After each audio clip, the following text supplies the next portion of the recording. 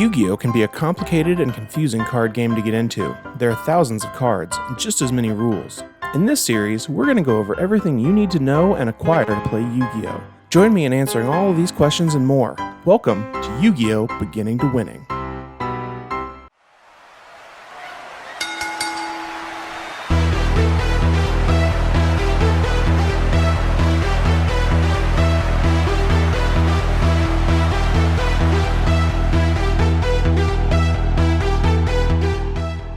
Welcome to Rainnite Gaming. I'm Rainnite, and this is Billy. Whoa, Billy, you're looking buff. As you can see, we're mixing it up a little bit and doing a Gouki Deck profile. There's a ton you can learn by picking up new decks. As a new player, it's important to broaden your horizons and learn more about just your deck. Almost all of the Gouki cards are dirt cheap and easy to get your hands on. Either you have a bunch in your commons, or you can go online and order them all. Easy peasy. You'll see some pricier cards in my deck profile, but all of the pricier cards can be switched out for less expensive options. Okay, let's see what cards we have and what we're going to need to order. Let's try and ruggles up this montage. I had about 80% of the cards I needed from buying Mega 10s, other random packs and boxes this last year. There are also cards we can pull out of our Dino deck and put in this one. After we pull what we already own, let's hop onto TCG Player and order the rest. Remember, if you want to keep your costs down, just buy the less expensive printings. A common has the exact same effect as a super rare. Then, in just a short amount of time, you get your presents in the mail and it's time to unwrap them. I'm a bit of a Dragon Shield fanboy, so I decided to go with their Jet for the main deck and Copper for their extra deck. There we go, we have our full deck and extra deck. Remember, deck building is one of the funnest parts of playing Yu-Gi-Oh! If you have ideas for changes, go for it. Make the deck your own. I have to give props to MST.TV and the CaliEffect King of Games for having some great Gouki videos. There's links to those in the description below. And while you're down there, hit up the like and subscribe, or Billy will drop a bionic elbow off the top rope on you. Let's get into the deck profile. Let's get ready to Gouki!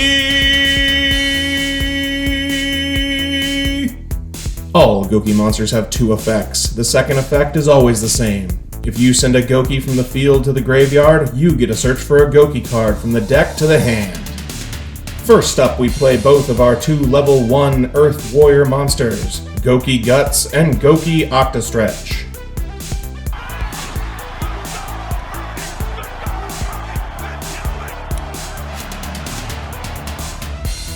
Next coming to the ring, we have two of our level 2 Earth Warrior Gouki Headbutt. Headbutt lets you discard a Gouki, then target a Gouki on the field and summon himself to the field. Slithering in after him, we have two of our level 3 Twist Cobra.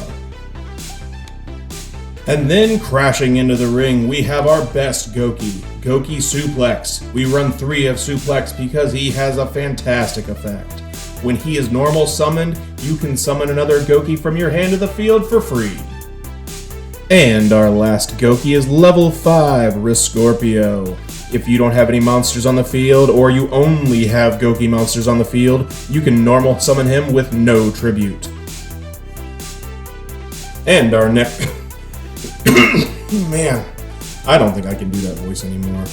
Let's go back to our normal voice. That's it for our Gouki monsters. Now we have our Warrior Extenders and other combo pieces. We play one Codebreaker 0 Day. We don't do a lot with his effects, but he is a big piece of our Codebreaker combo. After him, we have two Phantom Knight monsters. These work in conjunction with our PK Traps and Rusty. We play one Boot and one Cloak. Next, we play 6 Hand Traps, 3 Ash Blossom Joyous Spring to help stop our opponent's drawing, and 3 Effect Veilers to negate effects of their monsters on the board. Now we get into our Warrior Extenders. We play 2 Super Quantum Red Layer. If you don't have any monsters in the field, you can special summon him to the field. And 1 Immortal Phoenix Gearfried. You can summon him to the field by banishing an equip spell from the field or grave. He also has some other really nasty effects your opponent's not going to like. We run 1 Fireflint Lady. She could summon herself if you control another warrior monster. Fireflint Lady is fairly inexpensive, and if you want to save some cash, you can easily run her at 3. The last extender is Blue Mountain Butter Spy. She can special summon herself if you normal summon a warrior monster. Then the last 2 monsters in our deck are for our Dragoon, Red Eyes Black Dragon and Dark Magician. Now let's move on to our spells and traps. We play 3 PK traps, Shade for a free monster summon, and 2 Fog Blades to negate and stop attacks. We run 2 of the broken Gouki Rematch. This card lets you monster reborn 2 Goukis from your grave to the field. We play 1 Rhoda and 1 Hornet Drone.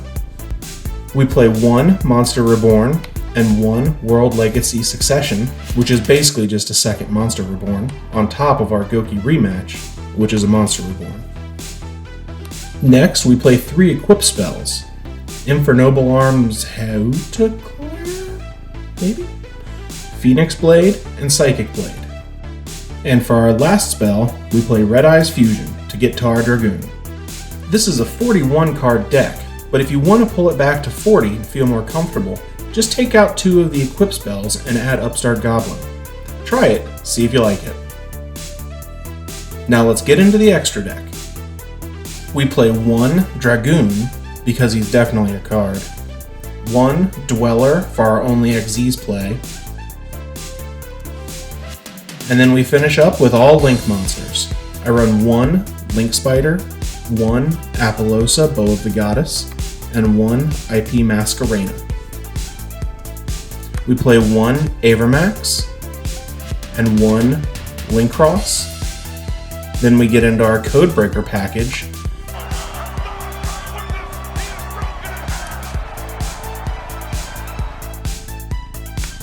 With Berserker and Swordsman. We run 2 Isolde.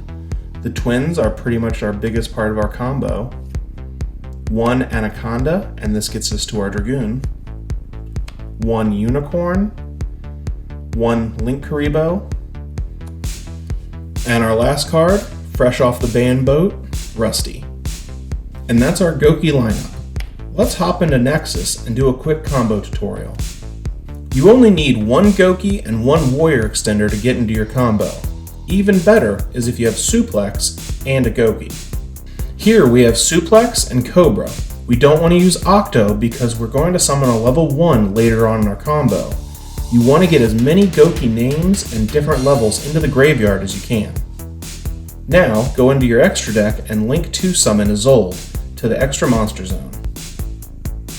Because you use 2 Goukis to summon Isolde, you get 2 draws from them and 1 draw from Isolde. The Goukis let you chain block your Isolde. Call Chainlink 1 as Isolde, Cobra Chainlink 2, and Suplex Chainlink 3. With your first search, grab Gouki Headbutt, and with your second, grab Scorp. Then with your last search, go ahead and grab any extender you like. I'll just grab blue for now. After that, you can activate Isolde's second effect to send an equipped spell from your deck to your graveyard. Then summon a monster equal to the number of spells you send to the grave. Right now, let's just send 1. You can send out Gouki Guts to the field in defense position. With a Gouki on the field, you can now activate Headbutt's special effect, and send Scorp to the grave and target Guts to summon himself to the field.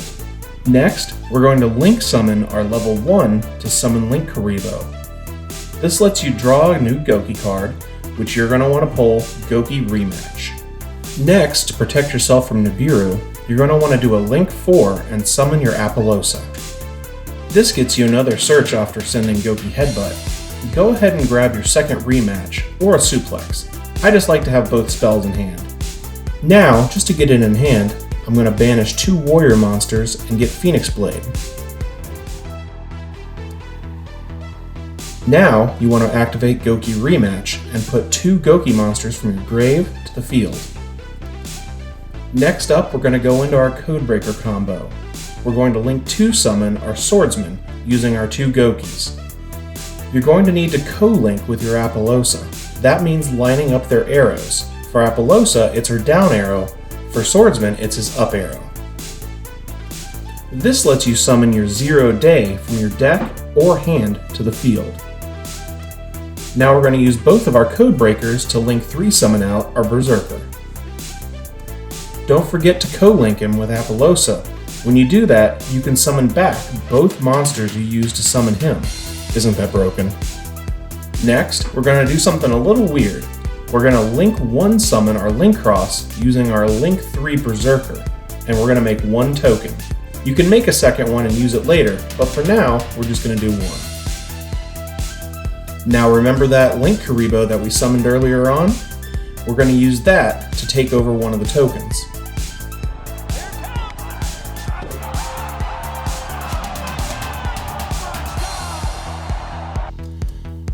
Ooh, now looky, we have 2 Dark Link monsters. Let's make our Rusty. Using Rusty's effect, we can send a PK monster to the grave and put a PK trap on the field. Let's send Cloak to the grave and drop a Shade onto the spell and trap zone.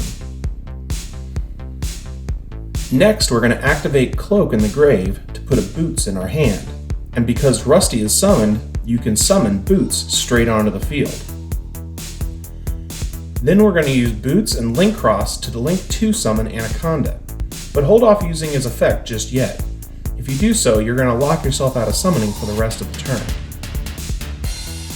Now you can activate Shade to give yourself a level 4 monster, then overlay Shade and 0 Day into Abyss Dweller. After sending Boots to the grave, you can banish him to get a Fog Blade to hand. Go ahead and put that Fog Blade in your spell and trap zone.